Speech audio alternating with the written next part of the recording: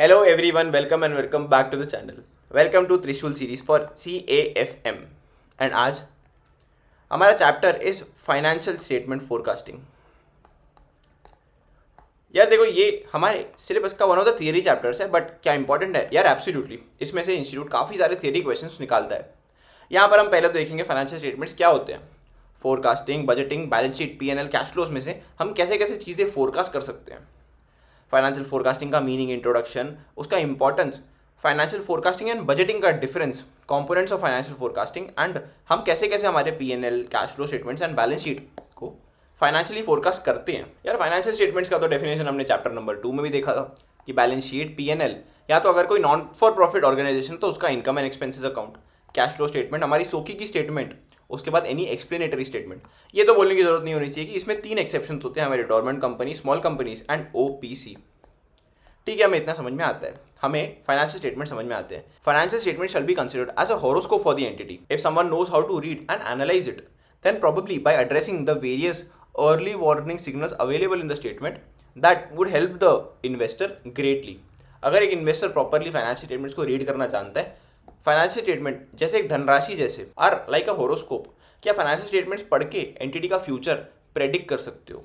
ठीक है, चलो यार फाइनेंशियल स्टेटमेंट फोरकास्टिंग का मीनिंग समझ लेते हैं.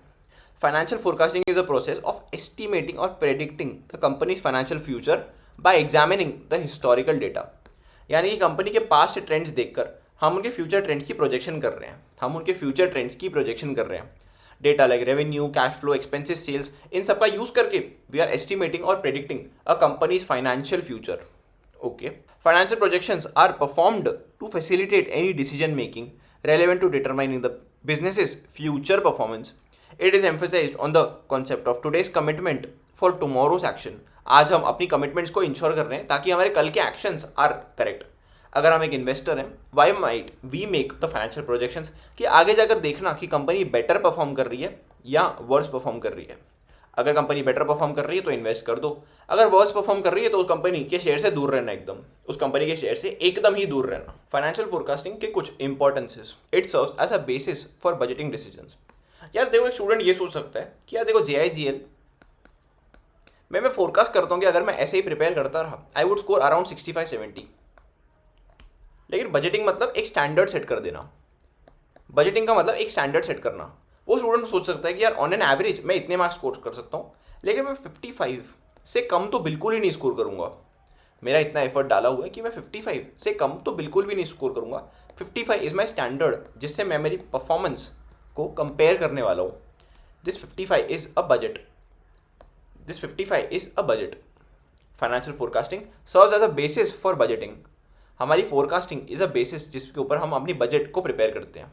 फाइनेंशियल स्टेटमेंट का फोरकास्टिंग इज द बेसिस जिसपे एक कंपनी अपने बजट को प्रिपेयर कर लेती है.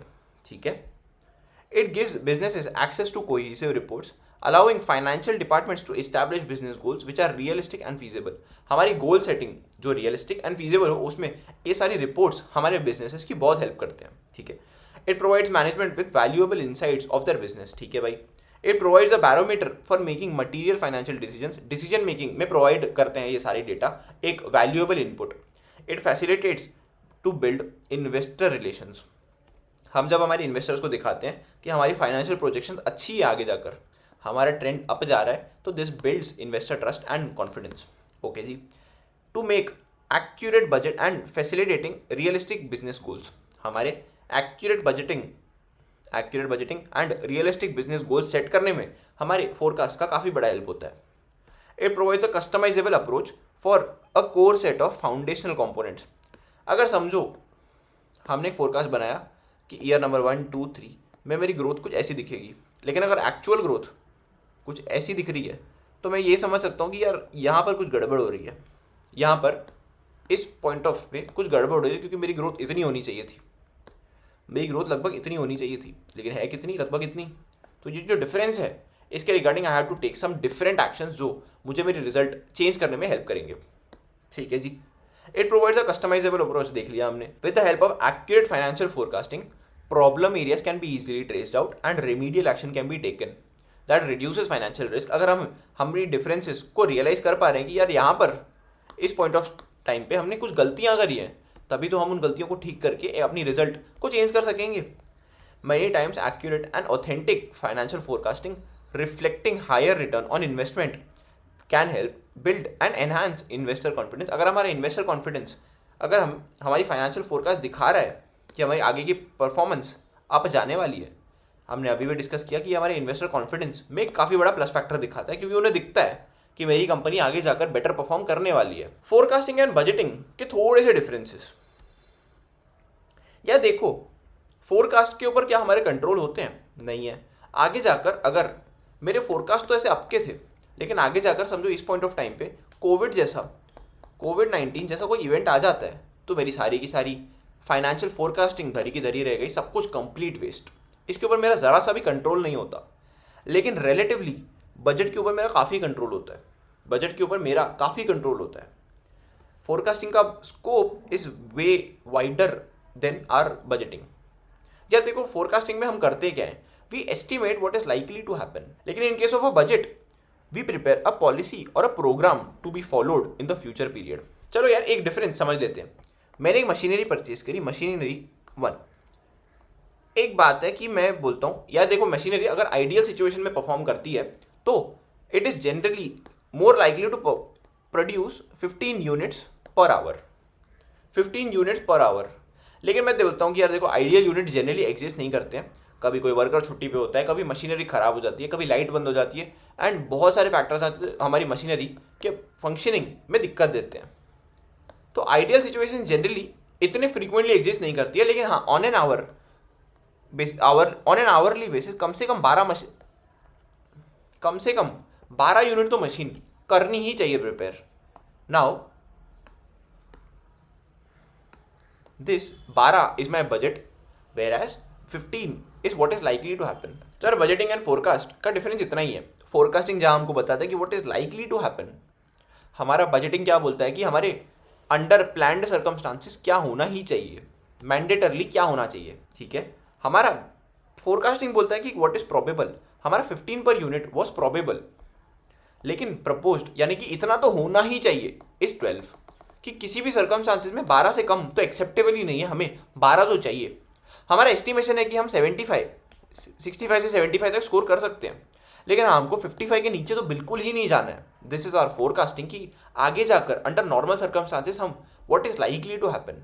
लेकिन 55 हमारी पॉलिसी के हिसाब से तो होना ही नहीं चाहिए. This is budgeting. Forecasting is the preliminary step और बेस फॉर बजटिंग.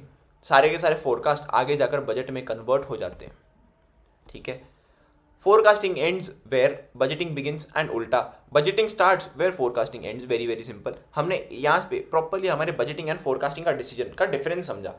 फोरकास्टिंग जहाँ हमको बताते हैं कि आगे जाकर प्रॉबेबली क्या हो सकता है, बजटिंग बोलता है कि भाड़ में क्या हो सकता है. एक प्रॉपर पॉलिसी डॉक्यूमेंट बनाओ एंड एग्जैक्ट पॉइंट आउट करो कि क्या आप अकॉम्प्लिश करने की कोशिश करोगे under normal circumstances, under planned conditions आप क्या अकॉम्प्लिश करने की कोशिश करेंगे. ठीक है. ये फाइनेंशियल फोरकास्टिंग एंड प्रोजेक्शन क्या डिफरेंट होते हैं? अजी बहुत पतली लाइन ऑफ डिस्टिंक्शन होती है दोनों में. अभी समझते हैं दोनों को. Financial forecast is a statement of management expectation. क्या? Financial forecasting is a statement of management expectation which is based on कि टॉप मैनेजमेंट रीजनेबली क्या एक्सपेक्ट करता है कि कंपनी का एक्सपेक्टेड फाइनेंशियल परफॉर्मेंस कैसा होगा. हमारा फोरकास्ट मैनेजमेंट बनाता है ऑन देयर नॉलेज कि आगे जाकर प्रॉबेबली क्या हो सकता है. This is the information that is publish by publicly traded company. जितनी कंपनीज लिस्टेड होती हैं उनको हमेशा फोरकास्टेड फाइनेंशियल इन्फॉर्मेशन प्रोवाइड करनी पड़ती है for the stake holders and general public का view. While on the other hand, financial projections are likely outcomes of one or more hypothetical scenarios. It is a tool used to explore business opportunities, market scenarios, and predict the outcome before adjusting the company's plans. ठीक है. चलो इसका example लेते हैं. हमारा projection मतलब different scenarios. चलो अपन जीरोधा का एग्जाम्पल लेते हैं. जीरोधा हमारी स्टॉक ब्रोकिंग की कंपनी है जो अभी तक स्टॉक ब्रोकिंग में झंडे काट रही है, एकदम अच्छे से प्रॉफिट कमा रहे हैं, वो बहुत अच्छा परफॉर्म कर रहे हैं. फोरकास्ट मतलब आज 2025 चालू है, 2025. हाइपोथेटिकली इनका प्रॉफिट 16,150 करोड़ है. एंड इनके अगले साल के मैनेजमेंट ने क्या प्रोजेक्शन दिए हुए हैं, इनकी मैनेजमेंट ने एंड अगले साल के फोरकास्ट इनके कैसे हैं कि ये 24,000 करोड़ का प्रॉफिट कमा लेंगे। These are just hypothetical numbers, इनका रियलिटी से कोई वास्ता नहीं है, एक नॉर्मल एग्जाम्पल ले रहा हूँ। तो फोरकास्ट तो इनके आप पे एकदम। फोरकास्ट मतलब मैनेजमेंट क्या बोलती है कि अगले सालों में, अगले 2026 में, अगले सालों में क्या होगा, एंड ये कौन प्रिपेयर करता है? ये मैनेजमेंट प्रिपेयर करती है कि आगे जाकर प्रोबेबली क्या चीज़ें हो सकती है, अपने मैनेजमेंट्स फोरकास्ट। लेकिन समझो जीरोधा के फाउंडर्स कामत ब्रदर्स हो गए बोर, उन्होंने बोला नहीं यार, स्टॉक ब्रोकिंग करो बंद, आज से अपन शूज़ बनाएंगे, आज से अपन जूते बेचेंगे।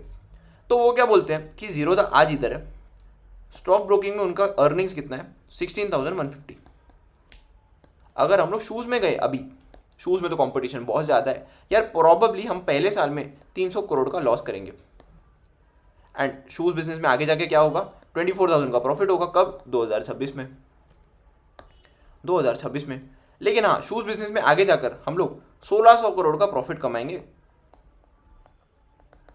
ठीक है, ये स्टेटमेंट नंबर 1 तो हमारी मैनेजमेंट की फोरकास्ट है। ये स्टेटमेंट नंबर 2 कि हम शूज़ में आगे जाकर 1,600 करोड़ का प्रॉफिट कमाएंगे, ये हमारे प्रोजेक्शंस है। मतलब अंडर डिफरेंट सर्कमस्टांसेस हमारा बिजनेस कैसा परफॉर्म करेगा। इसका एक और एग्जाम्पल भी लिया जा सकता है,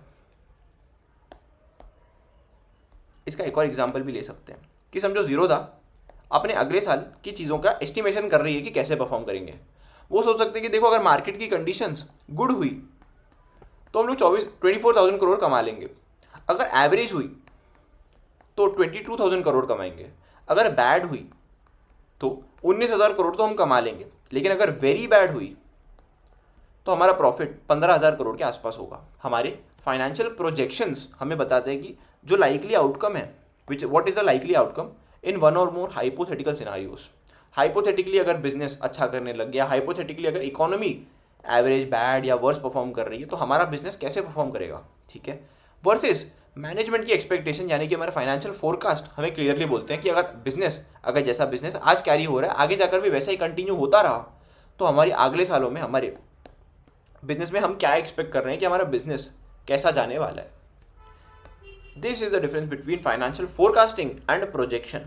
यार फाइनेंशियल फोरकास्टिंग का पर्पस, मीनिंग, इंपॉर्टेंस, बजटिंग, फिर प्रोजेक्शन, सबका हमने डिफरेंसेस तो समझ लिए। अब आते हैं हमारे components and factors of financial forecasting. पहले अपना पर्पस डिफाइन कर लो कि पर्पस करना आपको क्यों है फाइनेंशियल फोरकास्टिंग, आपका पर्पस, आपका इंटेंट क्या है। ठीक है जी, कर लिया हमने डिटरमाइन कि हमको करना क्या है हमारे इन्फॉर्मेशन के साथ। अपनी हिस्टोरिकल डेटा को कलेक्ट करना चालू करो, अपने इनपुट्स को कलेक्ट करना चालू करो, एंड अपनी एक्यूरेसी को हाई रखना। सही सोर्सेज से एक्यूरेट इन्फॉर्मेशन अपने हिस्टोरिकल डेटा की निकालो।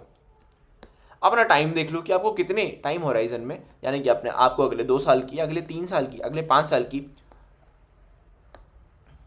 फोरकास्टिंग करनी है, आपको अगले कितने सालों की फोरकास्टिंग करनी है, अपना टाइम डिटरमाइन कर लो।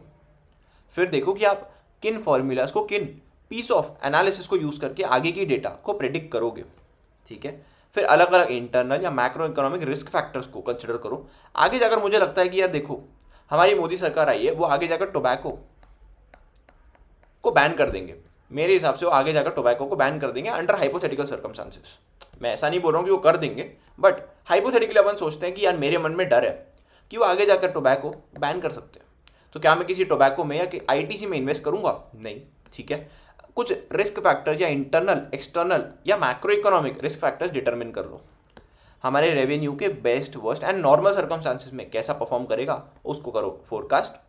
सिलेक्शन और फोरकास्टिंग मेथड, मार्केट में अलग अलग फोरकास्टिंग के मेथड आते हैं, उनको में से कोई आइडियल वाला जो आपके केस में आइडियली बैठता है उसको सिलेक्ट करिए एंड अपने रिजल्ट्स को डॉक्यूमेंट करिए। सबसे पहले तो अपने फोरकास्टिंग का पर्पस देखो, हिस्टोरिकल डेटा कलेक्ट करो जो एक्यूरेट होनी चाहिए, अपना टाइम होराइजन डिसाइड करो, अपने फॉर्मूलाज डिटरमिन करो कि आप कितने, कौन से वेरिएबल को कितना वेट देने वाले हैं। यार internal risk factors, macro economic, external risk factors, हमारे बेस्ट केस सिनेरियो, हमारे वर्स्ट केस सिनेरियो डिटरमिन करो। फिर सिलेक्ट करो कोई मेथड ऑफ फाइनेंशियल फोरकास्टिंग, सारे प्रोसेस को डॉक्यूमेंट करो and this completes our entire process of financial forecasting. तो फाइनेंशियल फोरकास्टिंग करनी कैसे है सर? आपने तो बोला मेथड्स मार्केट में एग्जिस्ट करते हैं, चलो देखते हैं कौन से कुछ अडॉप्टिव मेथड्स एग्जिस्ट करते हैं हमारे मार्केट में फॉर फाइनेंशियल स्टेटमेंट फोरकास्टिंग। या देखो, बेसिस ऑफ टर्नओवर, हमने सीओजीएस में जीपी मार्जिन मेथड पढ़ा था, जहाँ पर जीपी अपॉन सेल्स में हमें ग्रॉस प्रॉफिट मार्जिन मिल जाता है। तो यार देखो एक सिंपल सी बात है, अगर मैं सोचता हूँ कि ईयर 1 में मेरी सेल होगी 1000 रुपये की एंड यूजिंग हिस्टोरिकल डेटा मेरा जीपी मार्जिन है 27%, तो मैं सोच सकता हूँ कि ठीक है चलो ईयर 1 में 270 रुपये आएंगे। लेकिन ईयर नंबर 2 में मैं सोचता हूँ कि ईयर नंबर 2 में मेरी सेल 3000 होगी इंटू 27%, ठीक है भाई 810, and so on and so forth. So यार under this method very simply आप अपने रेशियोज को कैलकुलेट करते हो, फिर आप आगे की टर्नओवर को एस्टिमेट कर देते हो कि एस्टिमेट करते हो कि यार आगे के कौन से ईयर में आपका कितना टर्नओवर होने वाला है, फिर वही रेशियोज को उन टर्नओवर्स पे अप्लाई करते हो और अपनी डेटा निकाल लेते हो जो भी आपको चाहिए होती है। मूविंग एवरेजेस, सब लोगों को year number 1, 2, 3, 4 and 5। Year number 1, 2, 3 का मेरा नेट प्रॉफिट इज 120, 140 एंड 160। मेरा ईयर नंबर 1 से लेकर 3 तक कितना ग्रोथ हुआ है, मेरा 160 का प्रॉफिट पहुंचा है। Out of 120 divided by 120 divided by 3 we get हर साल लगभग 11.11% से मेरे प्रॉफिट बढ़े हैं। आगे भी ये ट्रेंड कंटिन्यू रहेगा। This is moving averages. हम पहले तो एवरेज रिटर्न निकाल लेते हैं फॉर आवर मूविंग एवरेज का, एंड आगे की डेटा को हम ऐसे एस्टिमेट या फोरकास्ट कर देते हैं। या तो हम वही चीज़ बोलते हैं कि हर साल वी एस्टिमेट किया लगभग 10% या लगभग 12% से हमारी डेटा ग्रो होगी।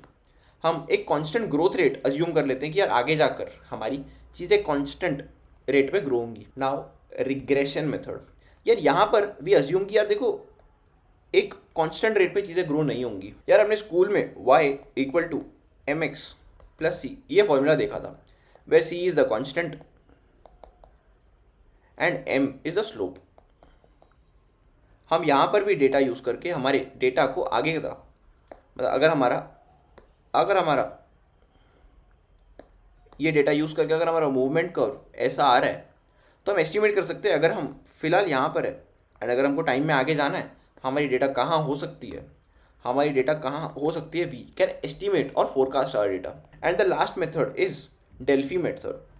या डेल्फी मेथड यानी कि estimate talk estimate method is a systematic and a qualitative method of forecasting by collecting opinions from a group of financial experts through various rounds of questions। यहाँ पर हम उन experts की knowledge के ऊपर faith रख रहे हैं कि उनकी नॉलेज सही है। अगर मैं फाइनेंशियल फोरकास्ट लेना चाहता हूँ, there is no better person than a stock market guru. हमारे जो स्टॉक मार्केट के इतने सारे टीवी न्यूज़ चैनल्स, इतने सारे एक्सपर्ट्स बैठते हैं, we can take their interviews, we can ask them questions and then we can estimate की भाई under this method estimate talk estimate technique हम लोग एक काम करते हैं, हम लोग सादा खुद का दिमाग नहीं लगाते, हम एक्सपर्ट्स के साथ बात करते हैं कि भाई आपका इस बारे में क्या सोचना है, एंड उनकी चीज़ों के ऊपर फेथ रखते हुए अपने डिसीजंस लेते हैं। लेकिन हाँ यहाँ पर एक ही बात है कि इन एक्सपर्ट्स की नॉलेज के ऊपर हमको फेथ होना चाहिए। ठीक है यार, देखो ये एक एग्जाम्पल हमारे मॉड्यूल में दे रखा है कि एक्चुअली ये प्रोजेक्शंस होती कैसे हैं। करंटली आर रेवेन्यू इज 200, जिसमें से 60% इज आर वेरिएबल कॉस्ट। हमारा कॉन्ट्रीब्यूशन मतलब revenue minus variable cost is 80। ठीक है जी, फिक्स्ड कॉस्ट 20 है, डेप्रिसिएशन इज 25, टैक्सेस हमारे 50 है, net cash flow from operations is 50 and then net cash flow total मिलाकर इज अगेन 50। ठीक है जी, हमें इतना समझ में आता है। कंपनी की फोरकास्टिंग है कि यार देखो अंडर गुड सर्कमस्टांसेस ये चीज़ें बढ़ जाएगी टू 37.5%, वेरिएबल कॉस्ट हमारा कम हो जाएगा टू 56 जो कि अभी 60 है। ठीक है, यानी कि हमारे सेल्स के डेटा एंड सारी चीज़ें 37.5 से बढ़ जाएंगी, लेकिन हमारा variable cost will get less bye 4%, मतलब 56% हो जाएगा। द कंपनी का anticipation of having fixed cost of 25, अभी कितना है, फिक्स्ड कॉस्ट 20 है जो लेस होके 15 हो जाएगा। लेकिन हमारी बुरी सिचुएशन में सेल्स कम हो जाएगी 25 से, हमारा वेरिएबल कॉस्ट बढ़ जाएगा एट 65%, फिक्स कॉस्ट बढ़ जाएगा at 25 and tax rate is 27.57%। Simple सी बात है। हमारा करंट डेटा क्या है, 200 हमारी sales, variable cost is 120 that is 60% of the sales, contribution आया हमारा 200 minus 120 that is 80, our other cost was 20 and depreciation is 25 लिख दिए। हमारा EBIT is 35, we less taxes that is 10, यहाँ पर हमको टैक्सेस 10 दिया हुआ है, हमारा अर्निंग्स आफ्टर टैक्स इज 25। ठीक है, वही चीज़ों में F V plus 37.5% we get 275। हमारा वेरिएबल कॉस्ट इस सिचुएशन में इस 275 का 56%, क्योंकि हमारी रेट इज -4। ठीक है।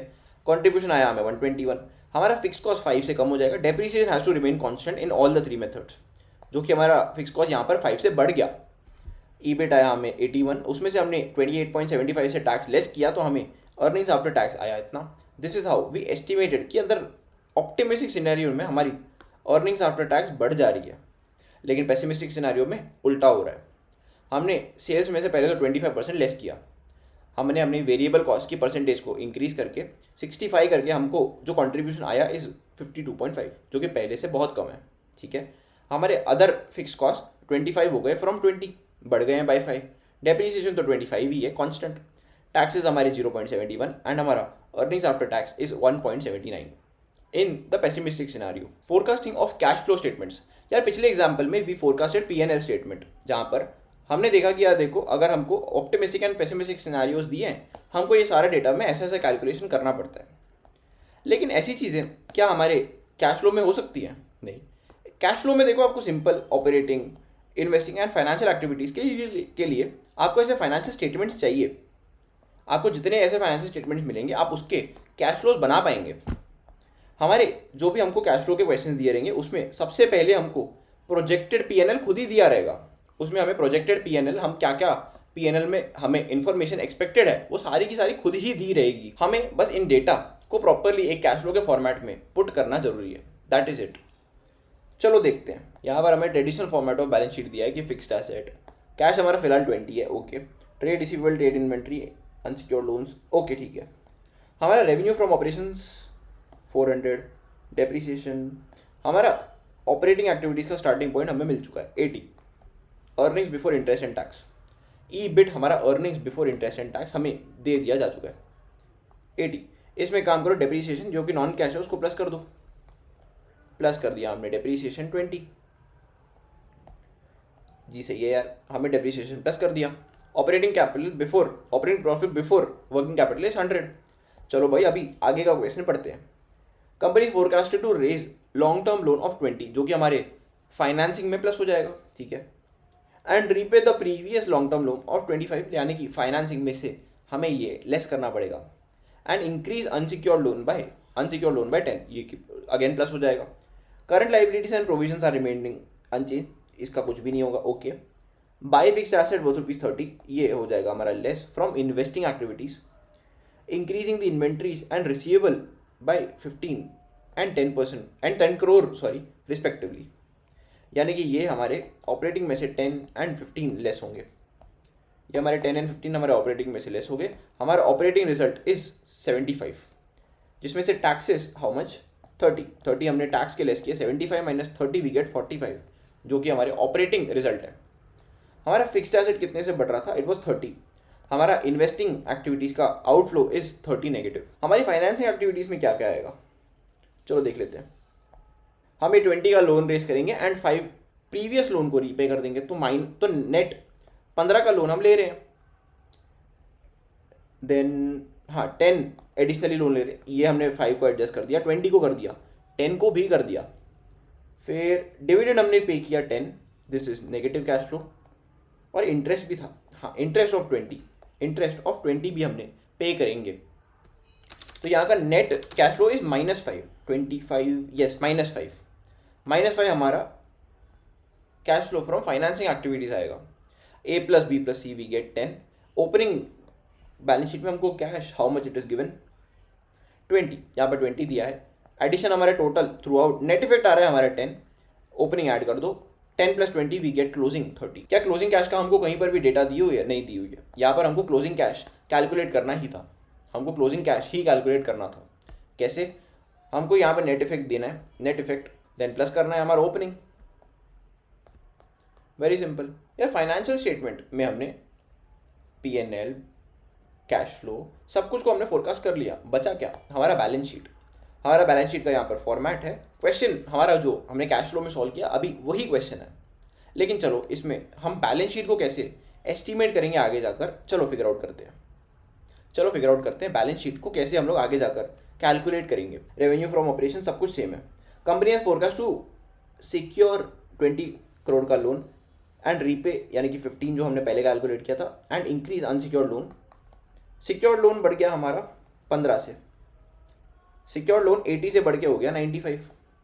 एक बार देख लेते हैं, सिक्योर्ड लोन हमारा 80 से बढ़ के हो गया 95। अनसिक्योर्ड लोन 10 से बढ़ गया, हो गया 60। ओके जी, अनसिक्योर्ड लोन हो गया हमारा 60। शेयर कैपिटल में कुछ चेंजेस है नहीं बोले ऐसा, तो शेयर कैपिटल तो अभी भी 100 ही है। रिजर्व्स एंड सरप्लस में ये रिटेन अर्निंग का 20 बढ़ जाएगा, that makes the reserves and surplus 40। यहाँ पर अनसिक्योर्ड लोन सर ये 2 बार रिपीटेड है, यहाँ पर भी एक बार दिया, यहाँ पर भी एक बार दिया, एक को मैंने काट दिया, ठीक है। एंड नेक्स्ट व्हाट, और क्या क्या दिया है, forecasted that current liabilities and provisions are remain unchanged. Current liabilities and provisions तो सेम ही रहेंगे, तो 90 एंड 20। इसका टोटल बैलेंस शीट में मुझे क्या आता है, 100 plus 40 plus 95 plus 60 plus 90 plus 20, I get 405। क्या मेरा बैलेंस शीट का टोटल 405 है? अजी है। चलो भाई, ये देखो एसेट्स का बड़ा सिंपल है। Company is planning to buy fixed asset worth ₹30 के अपन फिक्स्ड एसेट परचेज करने वाले हैं, तो द टोटल बिकम्स 210। लेकिन डेप्रीसिएशन कितना है, डेप्रीसिएशन भी दिया हुआ था 20, यानी कि एसेट मेरे प्लस होंगे सिर्फ 10 से। 30 के मैं परचेज करूंगा, लेकिन 20 मेरा डेप्रीसिएशन भी तो है, 190। कैश मैंने पिछले सम में कैलकुलेट किया था, इट इज़ 30। कैश मैंने जो पिछले सम यहाँ पर हमने कैलकुलेट किया था, इट इज़ 30। कैश का मैंने फ्यूचर फोरकास्ट निकाला तो it is 30। Trade receivables increase हो रहे थे, trade receivables and inventory increases by, inventories and receivable by 10 and 15। Inventory बढ़ी मेरी 10 से 90, रिसीवेबल बढ़े मेरे 15 से 95। What is the total, 95 plus 90। अगर मेरे टोटल मैच है, मतलब मेरा आंसर अभी तक का सही है। अगर मेरे टोटल दोनों मैच हो रहे हैं, मेरे को लाइबिलिटी साइड का टोटल आया 405, जो हमने पहले कंफर्म भी कर लिया, plus I do 30 again 405। In answers को चेक करने का बड़ा सिंपल तरीका है, आपका एसेट एंड लाइबिलिटीज का टोटल शुड ऑलवेज मैच। हमने तीनों के तीनों कैश फ्लो फोरकास्ट में एक सिंपल सी चीज़ हमने देखी। यार देखो, अभी आते हैं हमारे 2 important concept, free cash flow to firm and free cash flow to equity. यार दोनों कॉन्सेप्ट बड़े अलग हैं, लेकिन सिमिलर भी हैं काफ़ी हदों में। देखते हैं। FCFF यानी कि free cash flow to firm, cash flow available to debt plus equity की बात करता है। लेकिन free cash flow to equity, the name suggest कि यार ये सिर्फ इक्विटी वालों के कैश फ्लो की बात करता है। दोनों ही मेथड यूज होते हैं हमारे एंटरप्राइज वैल्यू के कैलकुलेशन में, लेकिन दोनों में डिस्काउंटिंग रेट जो हम FM में बहुत ध्यान से पढ़ते हैं, हमारे free cash flow to firm में discounting rate is weighted average cost of capital. Weighted average cost of capital मतलब हमारा cost of equity into proportion of equity plus cost of debt into proportion of debt. हमने ये formula पढ़ रखा है। हमें discounting में FCFF के केस में weighted average cost of capital लेना होता है, लेकिन हमारे free cash flow to equity के केस में we have to use cost of equity as the discounting rate. यहाँ पर ये दोनों डिफरेंसेस है।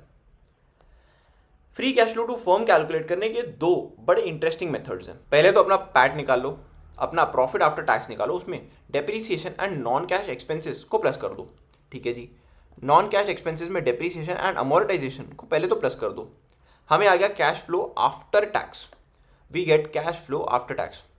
उसमें एक काम करो, अपने वर्किंग कैपिटल के चेंजेस, हमने देखो करंट एसेट्स देखे थे कैश फ्लो के टॉपिक में, हमने देखा था करंट एसेट्स अगर बढ़ जाते हैं तो हम लेस कर देते हैं, बिकॉज हमारे करंट एसेट में ज़्यादा पैसे अटक गए हैं। एंड इसका कंप्लीटली उल्टा, करंट एसेट्स अगर फॉल करते हैं तो वी ऐड, बिकॉज हमारे हाथ के पैसे ज़्यादा फ्री हो गए। वर्किंग कैपिटल का मतलब हमने देखा था current assets minus current liabilities. तो यार अगर मैं वर्किंग कैपिटल को नेट करंट एसेट्स बोलूँ तो ये चीज़ कंप्लीटली गलत तो नहीं होगी। यहाँ पर भी वही रूल अप्लाई होता है, अगर आपका वर्किंग कैपिटल इंक्रीज हो रहा है तो आपको यहाँ पे लेस करना है, लेकिन अगर आपका वर्किंग कैपिटल गिर रहा है तो यू हैव टू ऐड। अगर आपका वर्किंग कैपिटल इंक्रीज हो रहा है मतलब आपने ज़्यादा पैसे अपने बिजनेस में के वर्किंग कैपिटल में लगाए हैं, आपके हाथ के कैश कम हो गए हैं। यहाँ पर हम लोग कैश फ्लो कैलकुलेट कर रहे हैं। यार सिंपल बात है, अगर आपके हाथ से कैश कम हो रहा है तो we have to less, and अगर आपके हाथ में कैश इंक्रीज हो रहा है तो वी हैव टू ऐड। अगर आपका वर्किंग कैपिटल बढ़ रहा है यानी कि आपके हाथ से कैश आप बिजनेस में इन्वेस्ट कर रहे हैं तो आप लेस करेंगे, एंड अगर आप बिजनेस से वर्किंग कैपिटल निकाल रहे हैं यानी कि बिजनेस का वर्किंग कैपिटल कम हो रहा है, आपके हाथ का कैश तो बढ़ रहा है तो हम कर देंगे प्लस। इन्वेस्टमेंट्स का भी वही है, अगर आप किसी चीज़ में इन्वेस्ट करेंगे तो आपके हाथ का कैश कम हो जाएगा। अगर आपने इन्वेस्ट किया तो माइनस करो, अगर आपने सेल किया तो प्लस करो। This comes to are FCFF। PAT plus करो अपना डेप्रीसिएशन एंड अमोर्टाइजेशन, आपको कैश फ्लो आफ्टर टैक्स मिल जाएगा। इसमें से लेस करिए अपने वर्किंग कैपिटल के चेंजेस, लेस करिए अपनी इन्वेस्टमेंट, आ गए हम लोग free cash flow to firm पे। And the second method is cash flow from operation में ऐड करो इंटरेस्ट 1 - t, यानी कि इंटरेस्ट में पहले तो टैक्स इफेक्ट दो एंड फिर उसको प्लस कर दो, ठीक है। लेस करो केपेक्स, लेस करो केपेक्स। या दोनों मेथड्स कब यूज़ करने हैं, या जैसा भी आपको क्वेश्चन पेपर में डेटा दिया रहेगा उसके हिसाब से यू हैव टू डिसाइड कि whether you want to follow the method number 1 और मेथड नंबर 2। दोनों में आंसर हमको सेम ही आएगा एकदम, लेकिन एग्जाम के क्वेश्चन पेपर में आपको जो डेटा दे रखी है आपको उसके हिसाब से सोचना है कि आपको कौन सा वाला मेथड फॉलो करना है। Free cash flow to equity मतलब हमारे इक्विटी शेयर होल्डर्स के पास कितने पैसे आ रहे हैं। हमने कैश फ्लो में देखा था कि यार देखो इक्विटी शेयर होल्डर्स को डिविडेंड ईपीएस में से पे होता है। ईपीएस मतलब हमारा अर्निंग्स आफ्टर टैक्स में से प्रेफरेंस का डिविडेंड लेस कर दो, प्रेफरेंस का डिविडेंड लेस कर दो। चलो देखते हैं। पहले तो यहाँ पर भी प्रॉफिट आफ्टर टैक्स लो, उसमें depreciation and non cash expenses like depreciation and amortisation दोनों ही प्लस कर दो। आ गया कैश फ्लो आफ्टर टैक्स। इसमें से लेस करो सबसे पहले वर्किंग कैपिटल, केपेक्स, जितना भी आप रीपेमेंट कर रहे हैं अपने डिबेंचर एंड प्रेफरेंस शेयर्स वालों को, आपने कोई नए डिबेंचर या प्रेफरेंस शेयर्स इशू किए हैं तो उनको प्लस कर दो, या अगर आपने कोई मार्केट से नया डेट लिया है तो उसको प्लस कर दो। और मत भूलना अपने प्रेफरेंस डिविडेंड को। एक बार शॉर्ट समरी करवा देता हूँ। यहाँ पर हम यूज़ करते हैं डिस्काउंटिंग रेट के ही, सिंपल। प्रॉफिट आफ्टर टैक्स लो, उसमें प्लस कर दो अपना depreciation and all the non cash expenses, depreciation and amortisation सारे नॉन कैश एक्सपेंसेस को।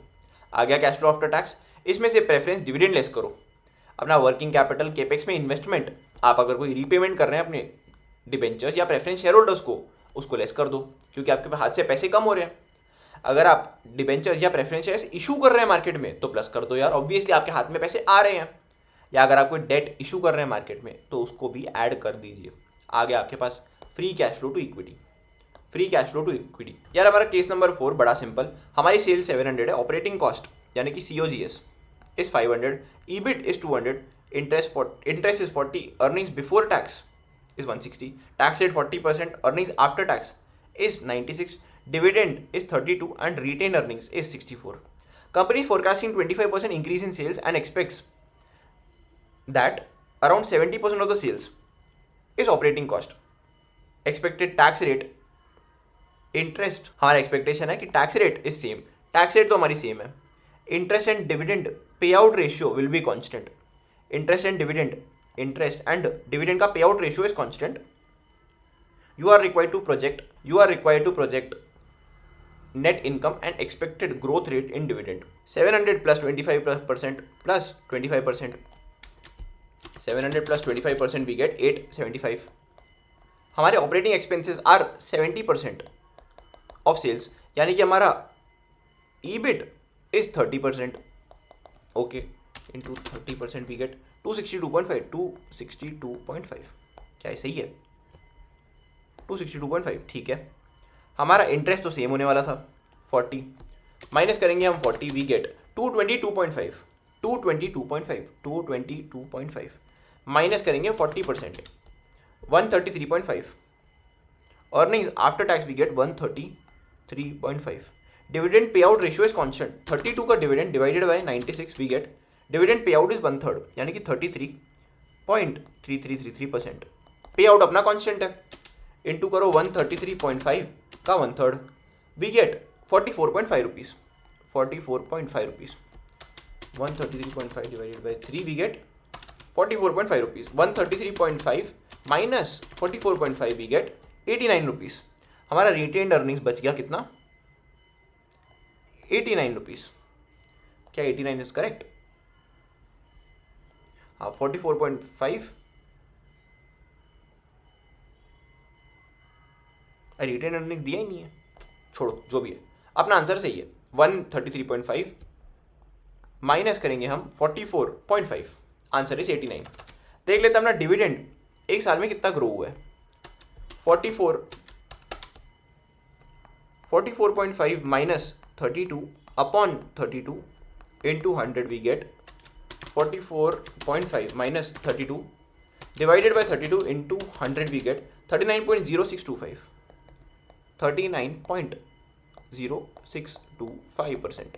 यार एग्जाम में इट इज सजेस्टेड कि आप 4 डेसिमल का आंसर लिखो, लेकिन फिर उसके सामने ऐसे लिख के 39.06 ऐसे करके अपना आंसर खत्म करो. 39.06 वी गॉट 39.06. अगेन हमारे पास sales, operating cost excluding depreciation, EBITDA, depreciation, case number 5, interest, EBIT 40%. Year end sales are expected to be 10% higher than last year. ठीक है, आपने ईयर एंड सेल्स मतलब 3,300 मैंने किया प्लस 10%. अभी थोड़ा फटाफट करवाऊंगा, क्वेश्चन अपना एकदम सेम है. ठीक है, year end operating cost excluding depreciation are expected to be 80% of the year end sales, यानी कि 3,300 का 80% इज आवर कॉस्ट. इबिडा मतलब अपना होगा 20% इंटू 20%, 660. इबिडा है अपना 660. Depreciation is expected to increase at the same rate of sales, मतलब अपना डेप्रीसिएशन इज 275. माइनस करेंगे 275, वी गेट 385. ईबिट अपना 385. देख लेते हैं. Yes, EBIT is 385. Interest cost are expected to be unchanged. Interest cost, अरे ये दो बार दिया है. And tax is expected to remain at 40%. Interest cost अपना अभी 125 है, माइनस 125 वी गेट 260. 260 माइनस अगर मैं करूँ 40%, इट इज़ 156. क्वेश्चंस सिंपल बड़े हैं, लेकिन बस थोड़ा अलर्टनेस के साथ आपको सही से प्रेजेंटेशन में ऐसे ही फॉर्मेट में प्रेजेंट करना है. ठीक है, चलो भाई एक और लास्ट क्वेश्चन है, उसके बाद अपना ये वाला चैप्टर खत्म. Sales, operating cost, EBIT and everything. Forecasting 20% increase in sales, यानी कि यहाँ पे 20% बढ़ गया. 1528 plus 20% is 1833.6. Operating cost will be around 60% of sales, that is अपना ईबिट कितना आएगा percent. Yes, 733.44. Tax rate, interest and dividend pay out ratio is same. ठीक है जी, मतलब इसमें से इंटरेस्ट 95 का मैंने लेस कर दिया, तो I get 733.44 minus 95, I get 638.44. Minus करूँ मैं 40%, minus 40%, it is 383.06. Yes, 383.06. Dividend मेरा कितना है, यही सेम नंबर इंटू 25%. डिविडेंड मेरा है 95.77. ग्रोथ रेट कितनी है मेरे डिविडेंड में, 95.77 minus 75 divided by 75 into 100, I get 27.7%. 27.69 मतलब 27.7% approximately. 27.7% is the answer I get. हाँ, यस गाइस, तक यार इस चैप्टर में हमने बहुत कुछ पढ़ा. मीनिंग ऑफ फाइनेंशियल स्टेटमेंट, जो कि अब तक 40 बार पढ़ चुके रहेंगे. Financial statements, forecasting, budgeting, components of financial forecasting, फिर revenue, moving averages, constant growth rate, Delphi method, हमने सब कुछ पढ़ा. फिर हमने 6 से 7 यानी कि 6 क्वेश्चन भी सॉल्व किए. तो yes people, this ends our chapter 10 of CA syllabus. अपना सीए का सिलेबस एक्सेप्ट फॉर कंसोलिडेशन का चैप्टर पूरा हो चुका है. यार सेम बात है, अगर वीडियो पसंद आया हो, वीडियो को एक लाइक करना एंड एक प्यारा सा कमेंट करना ना भूलियो. अगर दिल से पसंद आया हो तो अपने किसी फ्रेंड या अपने एस्पिरेंट फ्रेंड के साथ शेयर करना भी ना भूलियो. मैं मिलता हूँ आपसे नेक्स्ट लेक्चर में. तब तक के लिए keep learning, keep upgrading yourself, keep growing, always give your absolute best. मैं मिलता हूँ आपसे अगले सेशन में. Thank you so very much for watching.